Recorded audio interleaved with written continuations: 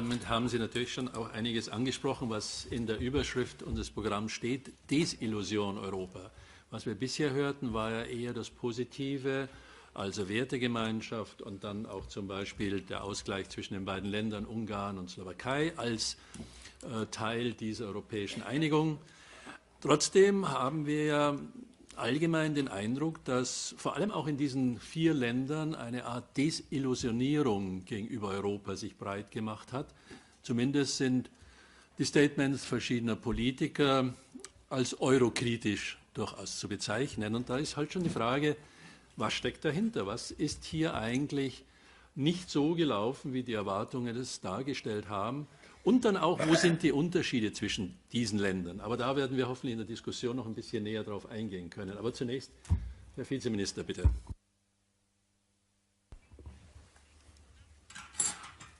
Thank you very much, Professor Altman.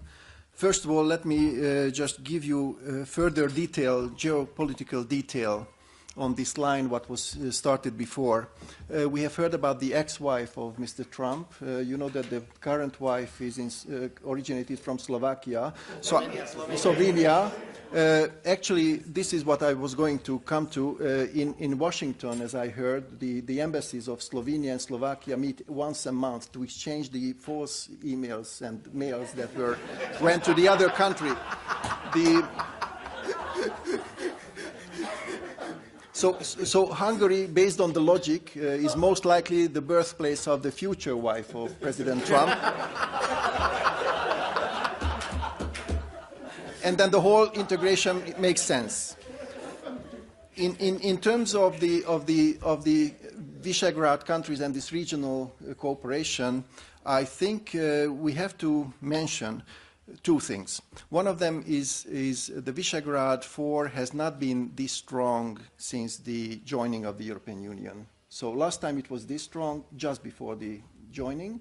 Then we a little bit forgot about everything because we enjoyed paradise. And then when trouble comes, this is where real friends really show themselves. And I believe the migration crisis really showed the strength of this cooperation.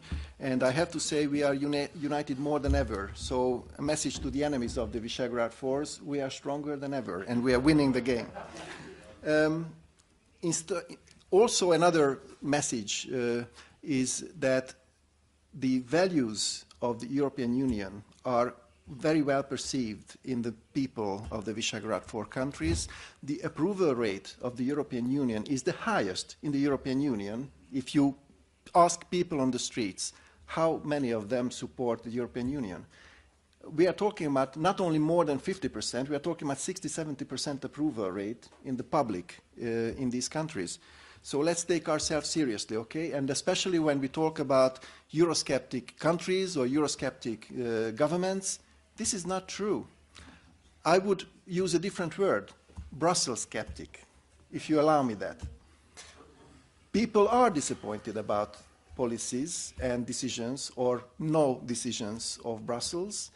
We are many times disappointed about the PR of Brussels on how we manage individual countries who might have a slightly different opinion than the mainstream.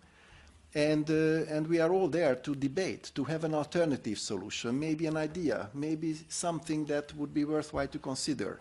And this is where Brussels is failing. It's not the European Union failing, it's not the values failing. The values are perfect. They are in place, and we have to keep ourselves to it.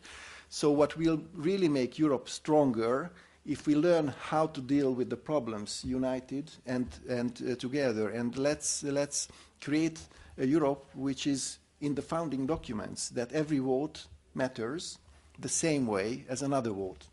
So it's not small countries and big countries, these are nations.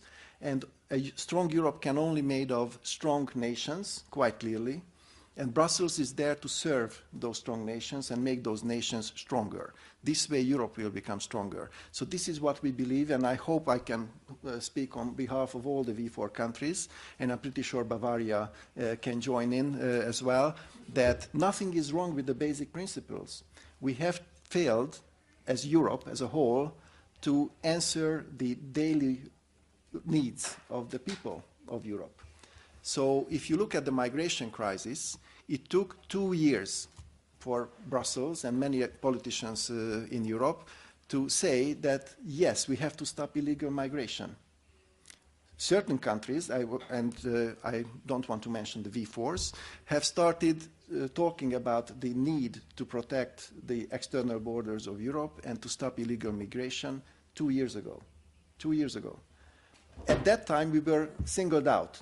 Oh, they don't know what they are saying, they don't know what they are doing, and look at this now. Now, Schengen, within the Schengen zones, borders are being closed.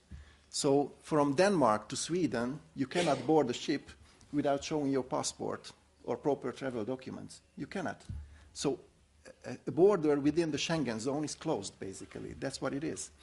And also, there's so many misunderstandings and bad press about what happened, for example, on the Serbian-Hungarian or Croatian-Hungarian borders. And it's a surprise to many politicians when I meet them and talk to them that Hungary, interestingly enough, never closed down the borders. Never. The border crossing points where you can officially enter the European Union were always open. Anyone who approached the border with either proper documents or asking for asylum, providing a fingerprint and a photo, they could come in. They were welcome. They were provided food, shelter, medical care, school, everything. But this is not what happened. And what you read in the press, oh, these fascists are closing down the borders and it's the Iron Curtain again. No, the fence that was built on the Serbian-Hungarian and the Croatian-Hungarian borders were protecting the land, the field, the forests, the property of individuals who live in Hungary and want to make a living from agriculture. This is what we were protecting. And by the way, a little thing, Hungary and all the countries of the European Union are obliged to protect the external borders from illegal migration, and this is basically in the basic principles of the European Union. There's no free movement of goods or people or financing or culture or thought if you don't protect the external borders. And this is what's failing right now, because we have already agreed that we have to protect the external borders, we have to stop illegal migration, and what we are debating still, how to distribute the migrants that came in illegally. That's what we are still debating. Of course, there's also a lot of distortion in the picture when we cannot separate migration from real humanitarian asylum seekers, refugees. A big difference, very big difference. For us, and by the Geneva Convention, by the way, a refugee is someone who is running for their lives. They have to escape because their life is in danger, or they are being chased because of their political views. That's what a refugee is. And those people need humanitarian help. Where do they need that help?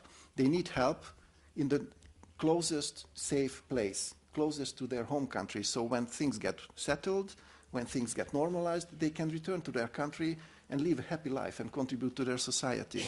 This is not what's happening. When we provide empty promises to those people to come and enjoy paradise, basically what happens, they start risking their lives for empty promises. They start walking through and marching through 6, 7, 8 safe countries. And this is where we are failing to see the same thing. Once you cross a safe country, you are not a refugee anymore. You are an economic migrant. That's what you become. So once you are in a safe place, the Geneva Convention doesn't give you protection. From then on, it's a matter of where would I like to live, where do I have a better life. This is what an economic migrant is. And we, Europe, we have to decide what to do with this. Is it a European decision? Who is a refugee, who is a migrant? Is it based on the Geneva Convention? Is it the decision of individual nations? This is where firm decisions have to be made. And this is, I believe, where we have to have an understanding. Without that, this security and safety of European citizens will just simply fall apart. So these are the basic principles where I believe we failed to agree.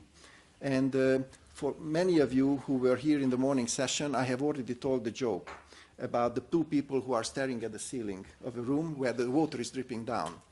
One person is saying that, hey, we have to find the pipe where the water is coming from, and we have to close that pipe. And the other person is saying, no, no, no, no, no. First we have to agree how we will distribute the water between the rooms. That's what's happening in Europe. And even now that Chancellor Merkel has announced that it has to be a priority for Europe to stop illegal migration and protect the external borders of Europe, still nothing is happening. Nothing. We are still debating. There's no common security policy of Europe. There's still no common approach of how to deal with the migrants. And we are still talking about values, but not the values you mentioned. It's about the principles of humanity. It's a false debate, wasting energy. What we have to do is first understand what is the basic principle of protecting Europe, protecting the Schengen zone, to provide the best advantage of Europe, the free movement of the four free movement principles. And then we have to look into the future. And Brexit or the Dutch referendum against the Ukrainian visa-free regime or many, many other things are clear principles that somehow Brussels, and not Europe, Brussels is failing to give answers to these challenges.